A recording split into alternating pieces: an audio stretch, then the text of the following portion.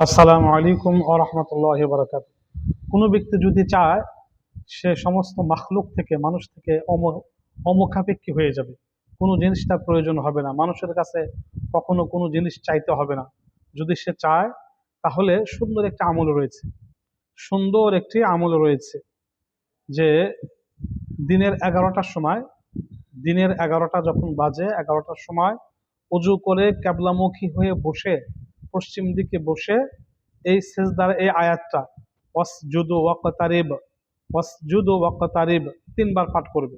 3বার পাঠ করে সেজদায় আল্লাহু আকবার বলে সেজদায় চলে যাবে। সেজদাতে গিয়ে ইয়া ওয়াহাবু ইয়া ওয়াহাবু ইয়া ওয়াহাবু আল্লাহর এই নামটা 7বার পড়বে। আল্লাহর এই নামটা 7বার পড়বে। তারপরে সেজদা থেকে আবার আল্লাহু আকবার বলে উঠে যাবে।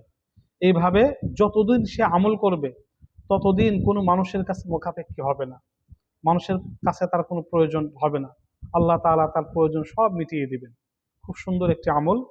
বেলা 11টার সময় এই ক্যাবলামুখী হয়ে বসে 3বার ওয়াসজুদু ওয়াকতারিব 3বার পাঠ করবে এবং তারপরে সেজদায় গিয়ে এই 7বার ইয়া ওয়াহাবু ইয়া ওয়াহাবু এটা পাঠ করবে। তারপর আল্লাহু আকবার বলে উঠে সাজদা থেকে উঠে পড়বে। এই আমল যতদিন করবে ততদিন কারো কাছে সে মুখাপেক্ষী হবে না। আমল ছেড়ে দিলে 7 দিন পর এই আসর আর বাকি থাকবে না। আমল যদি ছেড়ে দেয় 7 দিন পরে এর ফলাফল আর থাকবে না, মানে এর যে আসর, এই আমলের যে প্রতিক্রিয়া সেটা আর জারি থাকবে না। তাই আমল নিয়মিত চালিয়ে যেতে হবে। যতদিন আপনি চান এই আমল চালিয়ে যেতে পারবেন।